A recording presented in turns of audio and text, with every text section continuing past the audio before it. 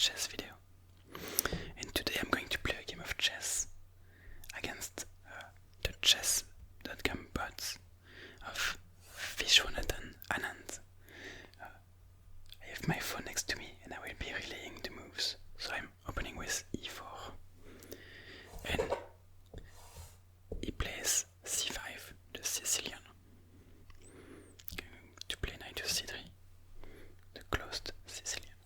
And I decided to play against him because today he won a game of chess in the Bundesliga, which saw him come back into the top 10 in the world at the age of 54 years old.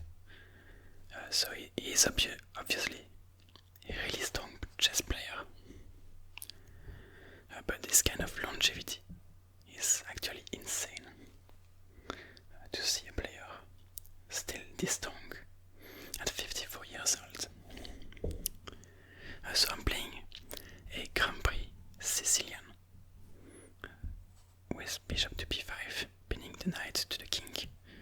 The main idea is I want to take the knight to develop the pawns over there, and then put my pawns on the light squares. And he plays bishop to d7, which is probably a more challenging line.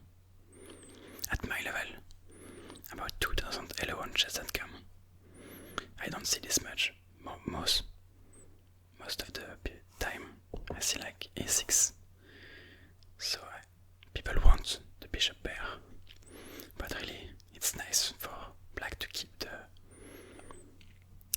the pawn structure intact, and this way they are still going to get the bishop pair. But I'm going to wait for a6 before I'm going to take. I could castle, or I could play d3, and I'm going to castle first. And that's the idea of moving the f-pawn, is that I'm opening my rook. I forgot this. And we have knight to f6. Now I'm probably going to get my ass absolutely kicked, because this is not an easy opening to play. And against a bot as strong as Vishy Anand, I'm not exactly sure of what's going to happen. So now we're already starting to get towards the end of what I actually know. Well, this is the end of my theory, this is what I'm used to play, but I'm not exactly sure these are the best moves. Pretty sure queen to e1 is good, with some ideas of going to bishop to d2, maybe b3 at some point, to activate this rook like that. I mean, so far I don't have a poor position. I expect that soon he's going to play a6 to win the bishop pair, but that's alright, that's part of the opening. That's a concession I'm ready to make. I'm going to play bishop to d2. I don't believe this is the most ambitious move, or the best move, but this is what I know. a6, so I'm obviously not retreating the bishop. Bishop to c4, we would have something like b5, bishop back, or even, I don't think d5 is an idea, but if he starts getting like b4 and c4, or b5 and c4, I'm kind of in trouble. So I'm going to play it on the principle of the opening, where you give away this bishop. Usually with the idea to develop the pawns on the c file, which he managed to avoid, but I have my pawns on the light squares, so the dark squares are available for my dark square bishop. Now there are some lines where you can push e5, but again I'm not really familiar with those. Because e5 I'm threatening the knight, if the knight moves I can take this, but he can take back easily. There are some ideas of going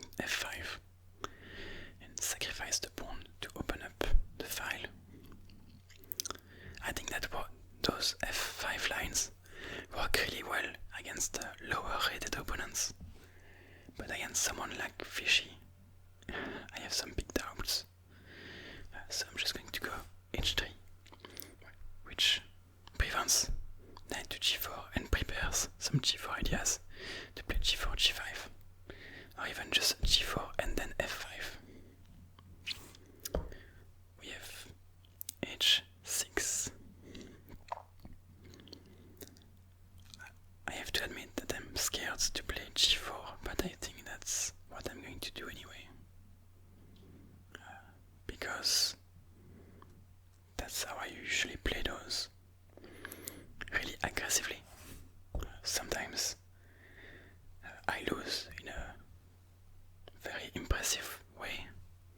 Some other times I win in a really nice and attacking manner. Knight back to d7.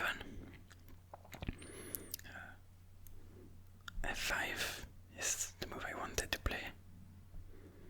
Doesn't have to take, he can push. I don't think pushing is... I mean, I would have a great position there, it feels like. I mean, I have a lot of space. Sure, I gave away the bishop pair, but I don't dislike my position at all. And... okay. He takes. Interesting. Well, I'm going to take back with my g-pawn. Obviously, I want to keep my control in the center, and I want to open the g-file to attack on the king. So this for me is a no-brainer.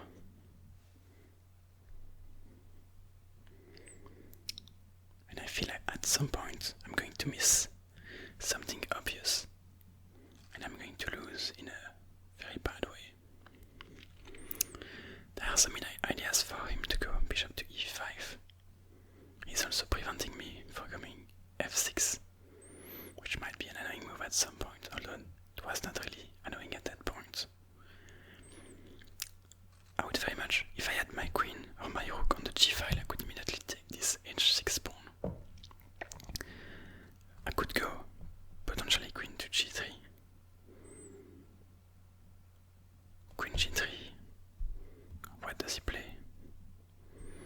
Not g5, because then I will have h4. Although h4 I can just take. But I kinda like the idea of putting my rook on the g-file. So I would like to move my king away, but I have king to h2 and king to h1. Alternatively king to f2, but that seems way too dangerous. The downside of king to h1 is I'm walking in this bishop, and after something like d5, he might manage to open this, which is something I might want to avoid. Knight to d5 might be another idea. Knight to d5 threatens this bishop, but it loses the b2 pawn. I could protect this with rook to b1. And I think that's a good idea. Generally speaking, this bishop is also kind of a problem. So I think rook to b1 is also an idea. Rook to b1 or king to h2 are my two candidate moves right now.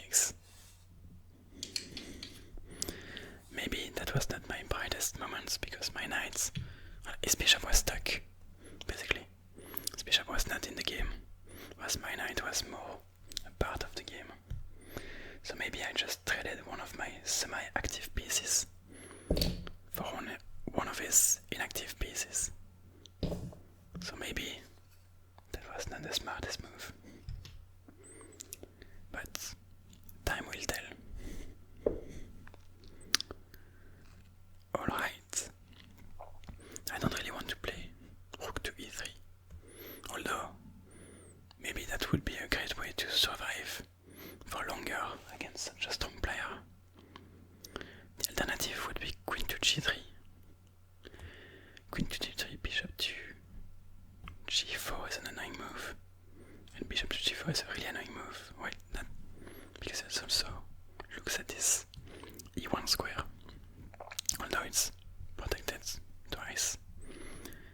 Queen to g3, bishop to g4, queen to g2.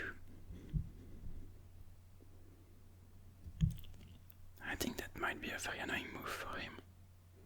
I'm also eyeballing this pawn as well. It's not my main target, but I'm going to go for it. Whatever happens, happens. Okay. Rook to e2.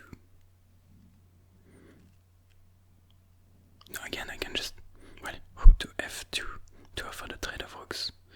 It's probably not a good move, because he could, for starter, just play queen to e8. He's threatening my bishop. Bishop takes h6. He's a pawn, but he can win this pawn. And that's a pawn I would like to keep, because if I lose this pawn, I have two isolated pawns on this file. And he's also threatening immediately after this pawn, although he's not really threatening it. Oh, yes, because he would take with the rook, take back, take with the bishop, and the bishop is still defending over there.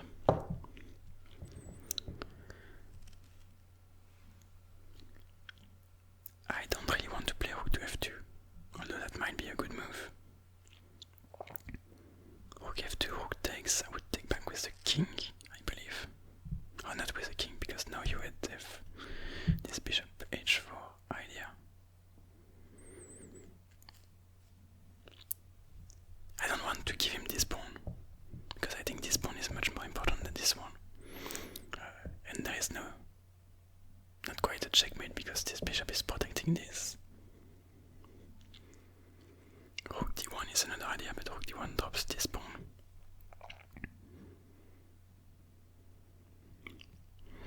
So it's either rook f2, I believe, or bishop takes h6. Bishop takes h6, I think, is a positionally losing move. Because I take here, he take here with his rook, and even if he did not win this pawn after, these two pawns would be a huge weakness. So I'm going to play rook to f2. And that was a huge mistake. Bishop to d4. Yeah, I keep saying the same in my videos, but if my microphone is basically right there, between me and the board, so I don't really see this part of the board. Don't see it much. That's an easy excuse, but that's kind of the truth. The rules. I can still take on h6, but he's going to win some material there. If I take on h6, I'm threatening checkmate. So he has to, well, not quite, because if he takes with the rook over there, there is no checkmate.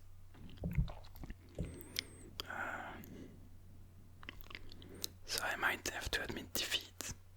And I cannot even play rook to f1, rook b to f1, because I lost his bishop.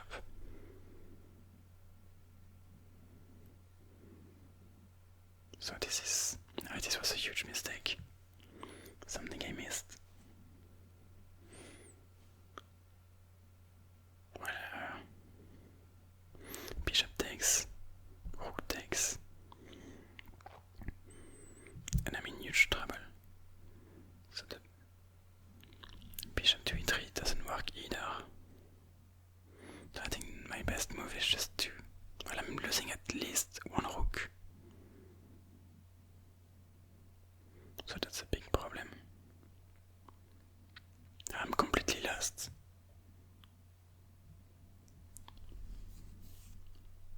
Yeah. If bishop takes h6, I can just take over here. I mean, could resign already, like I'm lost. Yep. I'm gonna take this. It's gonna take the queen and then the bishop.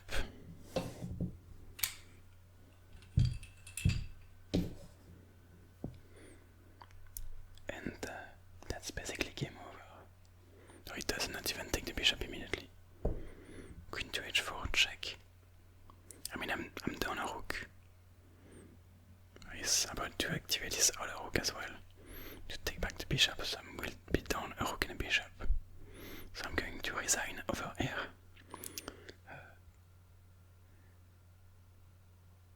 And set all the pieces back to go through a quick analysis with you. I think that's a nice idea. So I'll set the boards on camera. I don't usually do that. I think some of you might enjoy that. Just to see me set all the pieces back. And I mean, there are some world records for the speed at which people set the board back. Don't count on me for that. I'm pretty slow. Alright, let me do the analysis. Alright, I had to play until the checkmate because chess.com doesn't allow me to resign against the bots. That's weird, but alright. So let me just quickly go through the opening. So far this is book moves, book move, still a book move. I mean, no problem here, over here. This is the first move out of book, but I know that's definitely not out of book for a player like Vishy. So far actually, this is plus 0.3, plus 0.34 for white, so it's still advantage for me. Small advantage, but that's alright. So far no problem.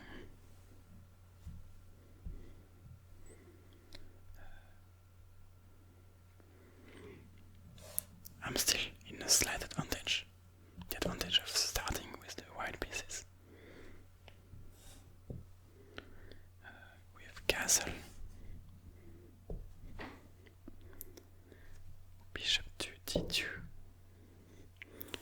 a6. Bishop takes. Which is actually the best move. So this was much better than retreating the bishop. Bishop takes back. It's plus 0.1 for white.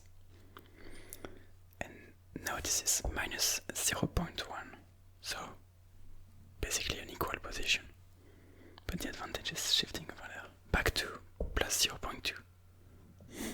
I mean, that doesn't really matter, but this is the best move. So I got a good idea. And this is the first inaccuracy. And now we are in minus 0.3. What was the best move instead? The best move was just to bring queen to g3. So maybe the idea was to prepare this move first. So I went maybe a little bit early with this.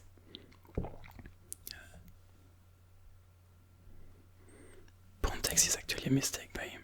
Well, an inaccuracy, not a mistake.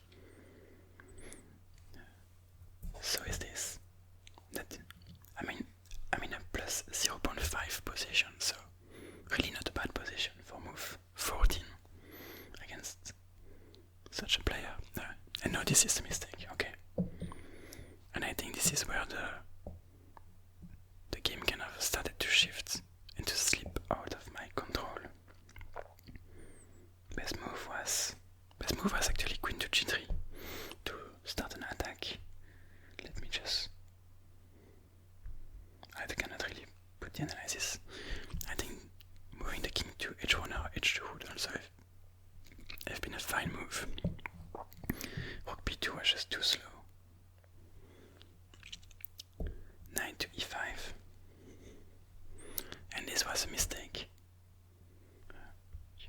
you overlooked an opportunity to connect your rooks.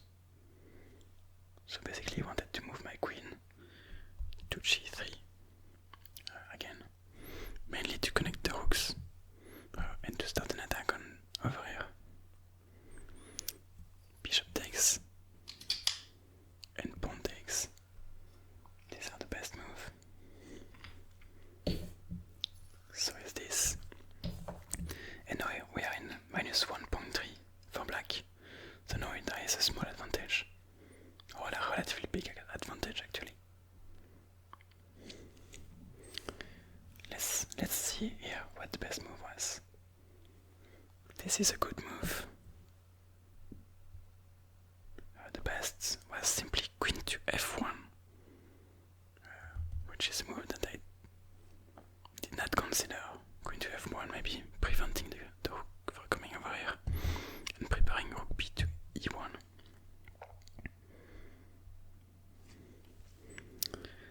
This is the best move, minus 1.5, and yeah, this is the huge mistake, because now the game is basically over, because I'm losing at the very least one rook or more. Minus 5. The better move was just to take with the bishop. So bishop takes.